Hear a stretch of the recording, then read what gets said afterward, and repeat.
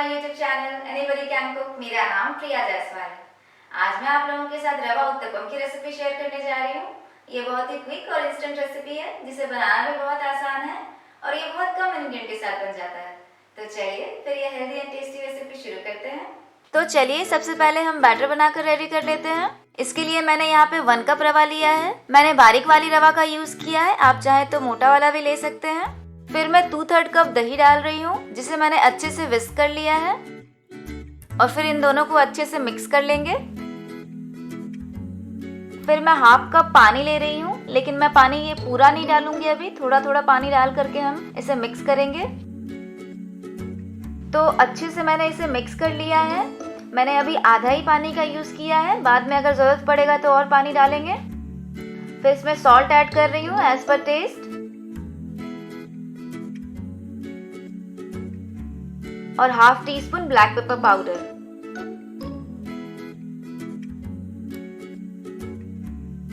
अब इन सबको अच्छे से मिक्स कर देंगे और इस बैटर को हम 15 से 20 मिनट तक रेस्ट करने के लिए रख देते हैं ताकि सूजी थोड़ी अच्छे से फूल जाएगी।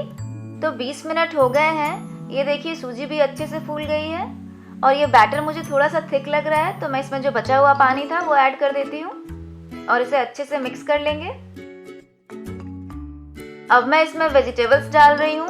तो यहाँ पे मैंने 1 ऑनियन लिया है जिसे मैंने फाइनली चॉप कर दिया है। 1 कैरेट है जिसे मैंने ग्रेट कर दिया है। हमें सारे वेजिटेबल्स को फाइनली चॉप करना है। 1 टमाटो, 1/2 कैप्सिकम, थोड़े से curry leaves and 2 green chilli है, 1 टेबलस्पून कोरिएंडर लीव्स। अब मैं इसमें फूल गोभी डाल रही हूँ जिसे मैंने बहुत ही बारीक कट कर लिया है।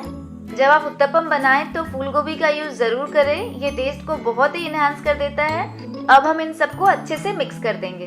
तो ये देखिए हमारा बैटर रेडी हो चुका है। तो चलिए अब हम उत्तपम बनाना शुरू करते हैं। तो तवा हमारा ऑलरेडी गर्म हो चुका है। मैं इसमें डाल रही हूँ 1 टीस्पून घी, आप चाहें तो ऑयल का भी यूज कर सकते हैं। और फिर जो ये बैटर बनाया है इसे मैं पॉर कर देती हूँ। तो मैं यहाँ पे छोटे छोटे उत्तपम बना रही हूँ, आप चाहें तो बड़े उत्तपम भी बना सकते हैं। और इसे हम 3-4 मिनट के लिए मीडियम फ्लेम में पका लेंगे। तो 4 मिनट हो गए हैं। अब मैं इन सबको फ्लिप कर देती हूँ, साइड भी 3-4 मिनट के लिए पका लेती हूँ।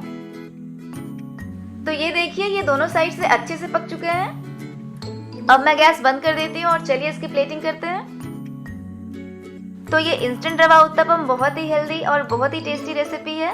मैं इसे आज पीनट चटनी के साथ सर्व कर रही हूँ। आप अपनी कोई भी मनपसंद चटनी के साथ इसे बनाइए और अपना फीडबैक मेरे साथ जरूर शेयर कीजिए। तो अगर आपको मेरी रेसिपीज अच्छी लगती हैं तो मेरे चैनल को जरूर सब्सक्राइब करें और बेल आइकन को प्रेस करना ना भूलें ताकि आपको मेरे वीडियोस के नोटिफिकेशंस मिल सके। मिलते हैं अगले वीडियो में अगली हेल्दी रेसिपी के साथ। तब तक के लिए bye bye, take care and thanks for watching.